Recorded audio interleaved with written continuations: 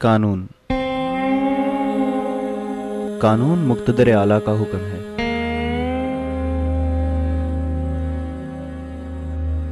कानून रियासत के पास अवाम के हकूक़ के तहफ़्फ़ुज़ के लिए एक मौसर हथियार है।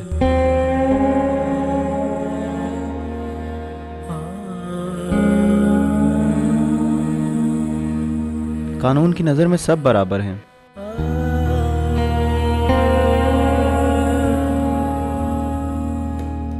ये एक मुसल्लमा हकीकत है, इस पर कोई बहस नहीं, कोई डिबेट नहीं। मगर दर हकीकत ऐसा नहीं।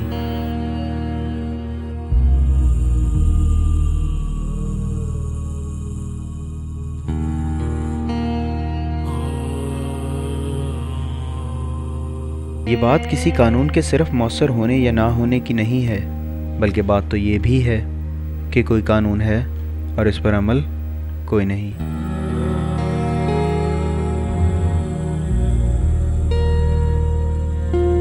ऐसा ही एक कानून जुवेनाइल जस्टिस सिस्टम ऑर्डिनेंस 2000। ये एक कानून है जो डील करता है ऐसे बच्चों को जो इन कॉन्फ्लिक्ट विद लॉ है। जुवेनाइल्स वो बच्चे होते हैं जिनकी उम्र अगर 18 साल से कम है, जिसने 18 साल अटेन नहीं की और वो इन कॉन्फ्लिक्ट विद लॉ है, वो जुवेनाइल है। और ऐसे जुवेनाइल्स के लिए जो पाकिस्तान में लॉ मौजूद है उसको हम JJSO यानी जुवेनाइल जस्टिस सिस्टम ऑर्डिनेंस 2000 कहते हैं। JJSO क्या है? एक 2 से 3 सफ़े की ब्रोशर भी ये बताने के लिए काफ़ी है। बच्चों के हकूक़ और कानून में इनके लिए रियायत का ये तसव्वुर कोई नया नहीं। इससे पहले reformatory school act 1897, Punjab postal act 1926, Punjab postal rules 1932, Sindh postal school act 1955 भी कानून की किताबों की जीनत बन चुके हैं। और उनका हाल भी वही हुआ जो आज 10 साल गुजरने के बावजूद JJSO का है। आम आवाम तो एक तरफ, कानून बनाने वाले हों या कानून नाफिज करने वाले, सभी JJSO से नावाकिफ नज़र आते हैं। JJSO के बारे में जुडिशल जो जजेस होते हैं, वो जो जुडिशल का काम करते हैं, उनको JJSO कहते हैं। हमने बता सकते बदनाम कर लगे JJSO के बारे में मैं अभी थोड़ा सा मसरूफ़ रहा, 5 मिनट में वापस आ रहा हूँ। तो पढ़ के आसानी इस तरह हो गया था।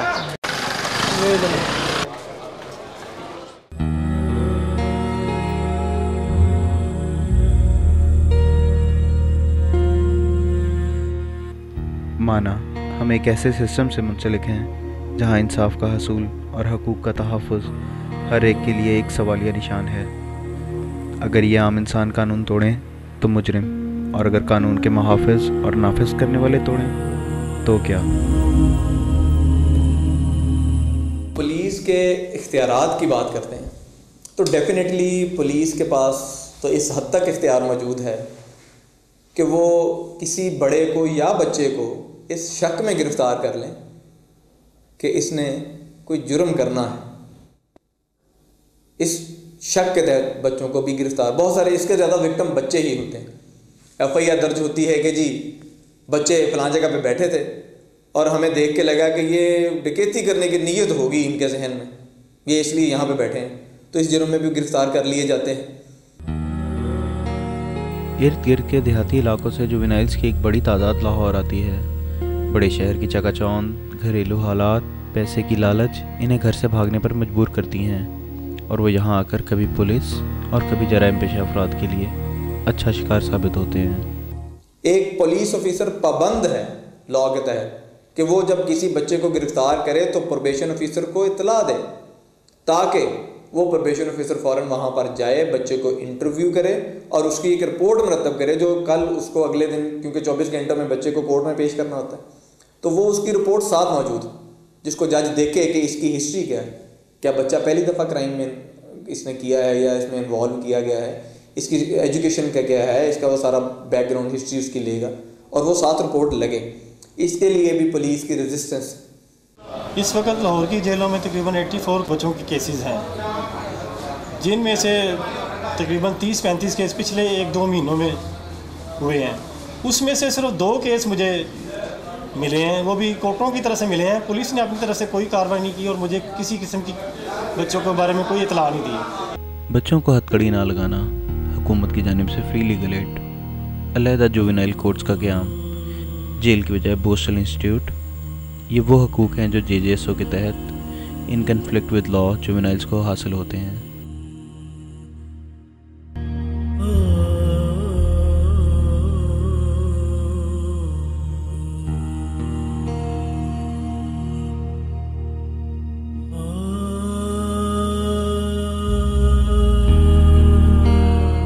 जैसा कि आपने देखा कि उधर 298 केसेस लगे हुए थे जज साहब के पास, और टाइम उनके पास वही कोर्ट टाइम जो 9 से लेके 4 तक है। उसमें उनके लिए वो है कि उन्होंने 1 घंटे की ब्रेक होती है, उसके अलावा उन्हें टी ब्रेक भी हाफ एन आवर मिलती है, और जो उस दौरान लोड शेडिंग हो जाती है वो उनके पास और प्लस पॉइंट हो जाता है कि अब वो उनको कैसे वो ख़त्म करेंगे, 298 केसेस को वो कैसे सुनेंगे।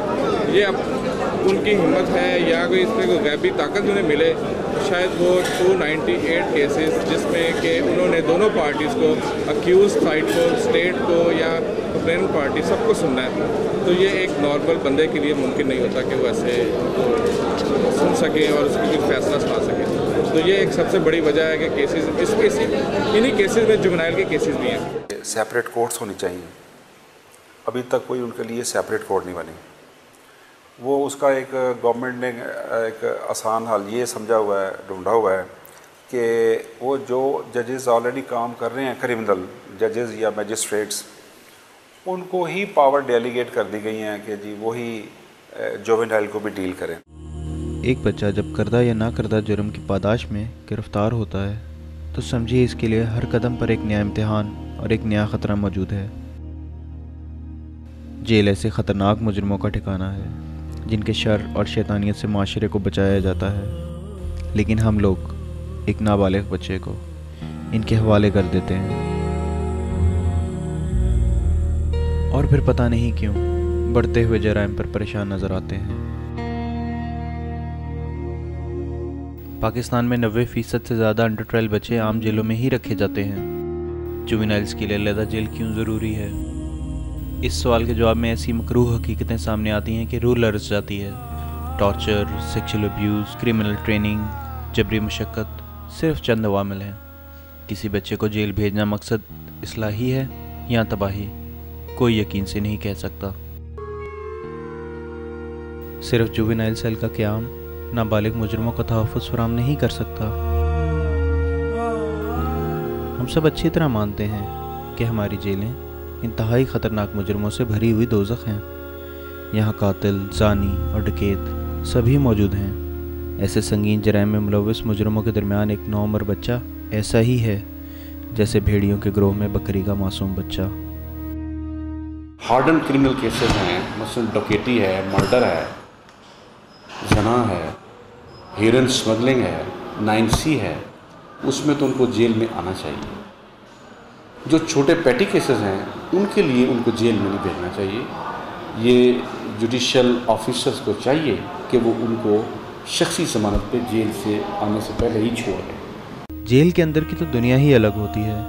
इज़्ज़त का म्यार जुर्म की संगीनी है, यानी जिसने जितना बड़ा जुर्म किया है वो उतना ही बाइज़्ज़त। ये वो अवामिल हैं जो एक जहन से उसकी मासूमियत छीन लेते हैं। जुर्म उनको फैसिनेट करने लगता है और वो इन ख़तरनाक मुजरिमों को देखते हैं और आइडियलाइज़ करते हैं। जेल के अंदर टाइम मिलता है तमाम बैरक्स के लोगों कैदियों को कि वो चहलकदमी कर सकें, लॉकअप जो होता है उसको खोल दिया जाता है। तो फिर कुछ बच्चे ऐसे भी होते हैं जो बड़े बड़े ऑफेंडर जो होते हैं, किलर जो होते हैं, जो इंतहाई डेंजरस होते हैं ह्यूमैनिटी के लिए भी, उनके साथ भी उनकी मुलाकातें होती हैं।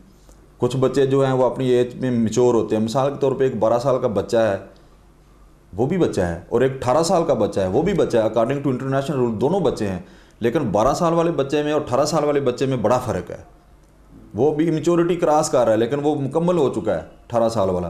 तो जब 18 साल वाला बच्चा किसी बड़ी बैरक के बड़े ऑफेंडर से मिलेगा तो ऑटोमेटिकली साइकोलॉजिकली उस पर बैड इफेक्ट पड़ेंगे, वो भी उससे सीखेगा, वो बाहर जाकर ख़तरनाक साबित हो सकते हैं। बेशक बहुत से फलाई इदारे और NGOs JJSO के नफाज के लिए काम कर रहे हैं।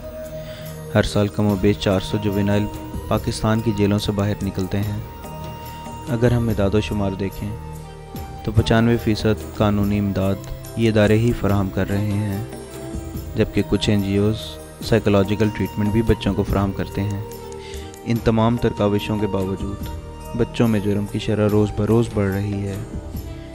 JJSO के नफाज ना होने के जो नताइज हम भुगत रहे हैं वो तो नाकाबिल तलाफ़ी हैं ही, और इस पर अलमिया ये कि हमारा माशरा इन सज़ा याफ्ता बच्चों को कबूल करने को तैयार नहीं, और ये धत्कारे हुए बच्चे जुर्म की दलदल में धंसते ही चले जाते हैं। किसी NGO या हुकूमती इदारे को इससे कोई सरोकार नहीं कि जेल से रहा होकर ये बच्चे किन हालात से दो चार होते हैं। क्या ये ज़िम्मेदारी हम सब की नहीं कि इन बच्चों को दोबारा नई ज़िंदगी गुजारने का मौका दें? क्या JJSO सिर्फ़ कानून की किताबों का पेट भरने के लिए ही है, या ये वो कशकोल है जिस पर कई NGOs और फलाही इदारे पल सकें? हमें माशरे में एक मुजरिम ज़्यादा चाहिए या कम, ये फ़ैसला सिर्फ़ आपका या मेरा नहीं बल्कि हम सब का है।